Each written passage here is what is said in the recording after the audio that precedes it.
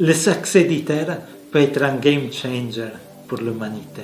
Et si on arrive à faire la fusion, je pense que le cours de l'humanité va changer.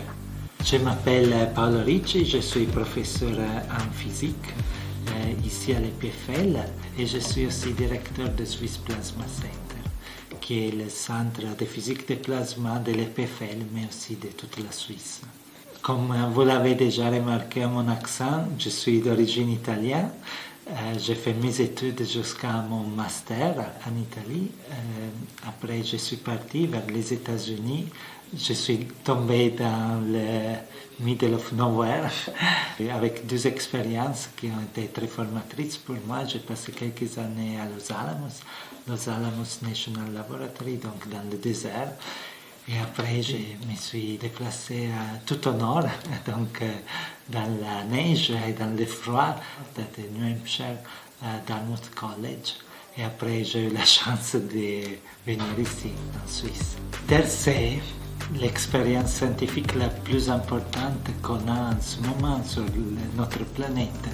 C'est une collaboration internationale avec beaucoup de pays d'Europe, la Chine, la Russie, l'Inde, le Japon, les États-Unis, qui collaborent ensemble pour la réalisation de la fusion. La fusion, c'est en effet utiliser les réactions qui ont lieu dans le Soleil, les mêmes réactions pour produire de l'énergie.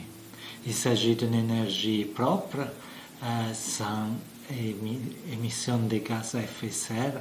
Il s'agit d'une énergie donc qui peut donner une perspective à l'humanité. Donc on utilise des champs magnétiques pour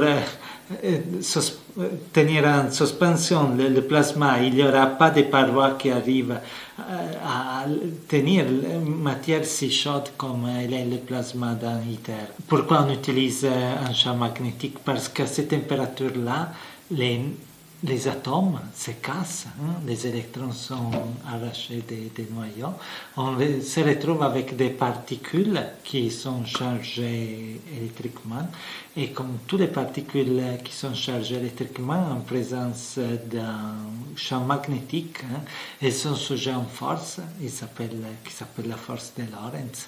Et donc elles suivent la trajectoire.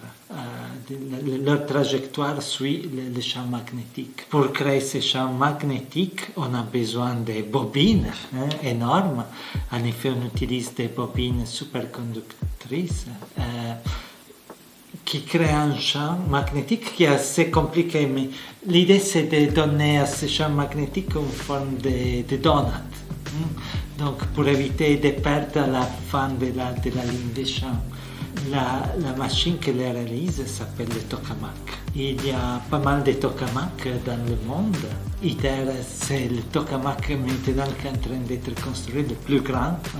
Mais on a beaucoup d'autres expériences et une de ces expériences, c'est ici, au Swiss Plasma Center, c'est le tokamak TCV. C'est un tokamak en effet qui donne beaucoup de possibilités de changer la forme du plasma. C'est un tokamak très flexible.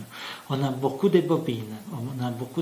Qu'on peut contrôler d'une façon indépendante. Et cela nous permet de changer la forme du plasma et étudier en effet en fonction de la forme du plasma comment le plasma réagit, comment les performances du plasma changent, varient, augmentent, comment on peut l'optimiser.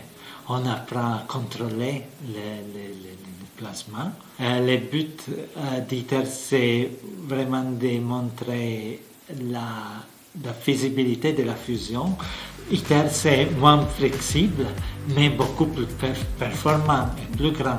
Ici, le tokamak TCV reste un tokamak expérimental, une expérience de physique, en effet pour comprendre quels sont les processus qui ont lieu à l'intérieur d'un tokamak.